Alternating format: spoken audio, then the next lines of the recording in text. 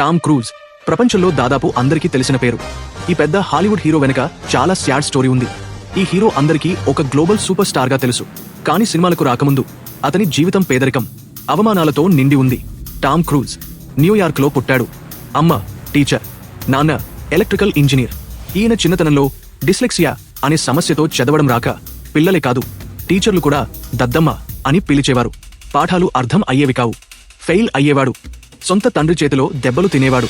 అతడి బాల్యం పేదరికల్లో, బాధల్లో, తండ్రి చుట్టూ జరిగే హింస చీకటిలో గడిచింది. ఆ చీకటిలో దారి వెతుక్కుంటూ జీవితాన్ని దేవుడికి అంకితం చేయాలనుకున్నాడు. ఒక ప్రీస్ట్ కావాలని నిర్ణయించుకున్నాడు. కాని అతని ఆత్మ ఇంకోటి కోరుకుంది. 16 వయసులో జేబులో చిల్లిగవ్వ లేకుండా న్యూయార్క్ వెళ్లాడు. పొట్టకుటి కోసం ఒక రెస్టారెంట్లో బస్బాయ్గా టేబుల్స్ తుడుస్తూ పనిచేశాడు.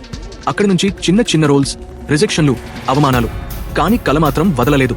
1981లో ఎండ్లెస్ లవ్ అనే సినిమా ద్వారా వెండితెరపై అడుగుపెట్టాడు. కానీ ట్రూ బ్రేక్ మాత్రం టాప్ గన్తో వచ్చింది. అతని జీవితానికి అదే టర్నింగ్ పాయింట్. ఇప్పుడు ఆయన ఏంటో మనందరికీ తెలుసు. ప్రపంచంలో హైయెస్ట్ రెమ్యునరేషన్ తీసుకునే యాక్టర్.